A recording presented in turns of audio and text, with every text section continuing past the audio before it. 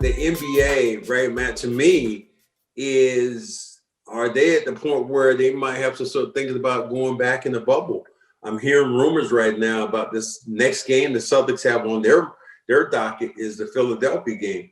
I heard that Philly is going to probably cancel this game. Yeah, they postponed Sunday. And it might be affected. That might affect them for trace testing for Wednesday's game. So that game could be in jeopardy. So here's the skinny with that. How many games are the Celtics going to have to make up at the end of the year? This schedule is already clustered already. This is the first 3 days we've had since the season has started. Sunday, and you don't play until Wednesday, and you have another game off. How are you going to fit those games in? So you might have some weeks where you're going to play 5 games in 7 days, and that's going to be crazy. I think the NBA anticipated this, but I don't know if they're so eager to go right to the bubble, though. I think that may be the end game, whether we're talking the end of the season or similar to what we saw last year, the playoffs. The playoffs at this point, if it doesn't get any better, you almost have to have a playoff bubble. And whether that means you finish the rest of the season or that means you chop the other half and just, play the makeup games, that could be what we see. I think one thing, Sean Grandy, my broadcast partner, made a pretty good observation and statement. And he said, maybe the NBA should have started out the beginning of the season by being in the bubble, since everything is so contagious right now, the first half of the season, and then come out of the bubble in the second half of the season after, the vaccinations and things start to die down. Right. How did you feel about what Charles Barkley said, that the players right now should go out and they should be able to jump the line and get their COVID shots because they affect the economies more than anybody else? I don't think it's that drastic yet. I don't think it's that I gotten to that point. It's close to it, but I do think that the NBA, if this continues within the next, this week, I would say they have to seriously consider having to stop it. Whether that means 2 weeks where everyone quarantines for 14 days, or whether that means a month. I mean, as teams or as games are getting postponed, this is starting to affect records, and at the end of the season, if a team is a few games short of his playoff seed, or a bracket would be, the complexion of a bracket would change dramatically if they had won 3 or 4 games and those games were connected to COVID, protocol. Then that's a big blow for the league, and that's a huge blow for teams that are try on the bubble, so to speak. Well, here's the thing. I believe that you think about what happened last year in the season being stopped and then coming back in the bubble. I thought there's maybe there might be an asterisk the way the games were played in the bubble. To me, they were more in line to what I see now, because I see so many blowouts. I see so many different things happening that it's like the bubble, the way they played in the bubble. I think that the quality of basketball was better in the bubble than it's been right now outside the bubble. I agree with that. And the thing that, to me, if you're a player, what is the difference now in being in the bubble? And, because if they're telling me right now that I can have some of my family at the game in a bubble situation and they're safe and they have to quarantine and you go from there, what's the difference in then you not being in the bubble and being here in Boston and they're telling the players that they can't leave their house? Right. I mean, what is the difference? I'd rather be in the bubble where I can do all these different things. I can be safe. I can be me. I can do all these different things. I can be in my work environment. I can have my family there. But right now, the environment you're in is that you're here in Boston. You might as well be in Orlando or wherever it is, because you can't go out in Boston. The only thing that you're supposed to do right now is drive to the arena or drive to the practice facility. And that's it. I'd rather be in one place, and I think that, it would be that much better. Yeah, that's a good point, Max. I think another thing to consider also is how strict the bubble was in the beginning, right? No family, no friends. I don't know if that would necessarily be the case now, because to your point, right? You have the NBA saying, oh, if you want to bring a guest to the game, family member or whatever, that's fine. I don't think the NBA would ever even consider that in the bubble. So I think a lot of the whole, players being away from their families, I think there's a lot of truth to that. I think those first 3 weeks were genuinely difficult for these guys. But maybe now things are different, and maybe you can have your spouse or your kids or a friend or a girlfriend, and that could ease the whole process. Well, we know so much more about COVID than we did before.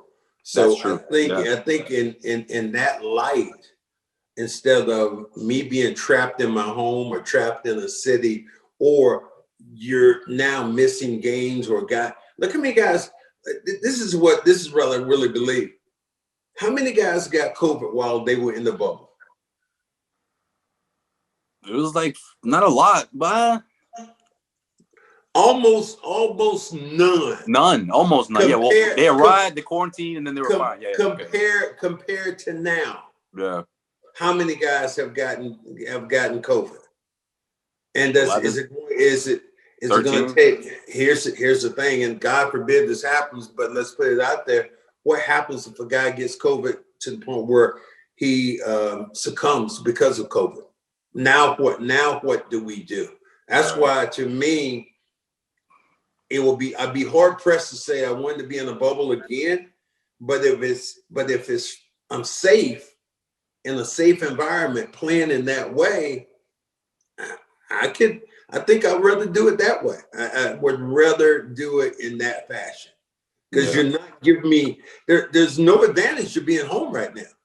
You're with your family now. Your family's getting COVID. You're getting COVID. Right. I think the advantage is in the organizations, though, Max. I mean, a lot of these, most of these arenas, they don't have fans coming to the games, but I think they're still hoping on that, and they still want to sell these tickets. Celtics have been teasing it for months. When they come back, get on that waiting list, because they're gonna come back. They're gonna come back, and now they're at a point where that's not realistic anymore. Well, here's the thing. Yeah, everybody does want to do that. But how many people did you have at the Patriots game this year? None. How many people did you have at the Red Sox game this year? Zero. None. But what about Florida, though? Game? How many at Bruins game? What about Florida? What happened? What happened after the Celtics with the Florida? That's when all this COVID thing happened. Man. You just made my point, big fella. You just exactly. made my point. Yeah, man. What they have? 1,200 fans? 1,200 fans. What happened when the Celtics had been doing well until they went to, where was it? Orlando? And no, it was Tampa. Toronto and Orlando. Tampa. The Raptors. Tampa now. Right. Tampa, and they went to, where was the next place they went? Oh, I know. Where'd they go, Josue? Miami. Oh man, what? Where the party's on. To break it down. And you are always a conspiracy theory person. You knew I was on this. I mean, you're not connecting any kind of dots here at all, because they tell you now in the restaurants in Miami, in that area, you can eat outside. There's no other place, not few places in America that you're eating outside at this time of the year. Miami is one of them. So if you have more than one person in a restaurant setting in Miami, do you think it's going to turn into a party or a club? Oh yeah. I mean, look what happened when Alabama won that football game. And they beat Ohio State. Oh, when they all rushed the field, yeah. Rushed the field. They were out in the city, man, just buck wild, just doing their thing, and with no mask on. I mean, there's certain places, like I think that's what happened in Orlando and Florida, that they wanted to tighten up everything, because a lot of coaches go down there and they say, well, wait a minute, do they have COVID down here? Because a lot of people are down there without masks on. Right. And you get the fans going in. I'm hearing there's a handful of venues, places in Miami that they're open till 12. That's the only difference they've really made, is that they cut back the hours, but they're letting people in, mask on. Letting people in. And if you're doing that, then that's a disservice to what we're trying to do. You think about it this way: would you go out right now in Los Angeles? Nah, probably hell no. Absolutely not. not the way COVID is now. And you could just look at this nation until, people start getting the vaccine. I think that, that's when things are going to change. But right now, they're really not. It's just really a touch and go. And that to me is unfortunate. This thing, the first time I was able to take in a game at TD Garden since this whole thing happened was Sunday. And it's different. You feel almost that tension. You talked about it the first time you went, and you told me how weird it is and how awkward and off it is. Mm-hmm. And you feel that. And I think, I thought it was funny. Bobby Manning, it was the post-game show. He's like, man, you're so far away from the players. I'm like, man, this is where I want to be. I don't want to be nowhere near the players. Are you kidding me? Man, I don't want to one with you. You think I want a one-on-one with Kemba right now? Absolutely not. I'll do my job from here, Kemba. We'll talk when we can. I got a couple questions for you, but hey, we'll do it through Zoom. All right, that's it. Well, that's the way of the world right now, and that's different why, over there, man. And that's the only reason that was so different again when they were down in Orlando. The fact that they were, could you have 2 or 3 environments like that can be sterile? Maybe you'd have to work at it in that way. NHL, look what they've done in the fact that they have Canada is not allowing teams to come from the States, vice versa. So what they did, they formed their own, Canadian-like league up there, and they stay, So we'll see how those things go with, all the testing and all that. So it's just crazy.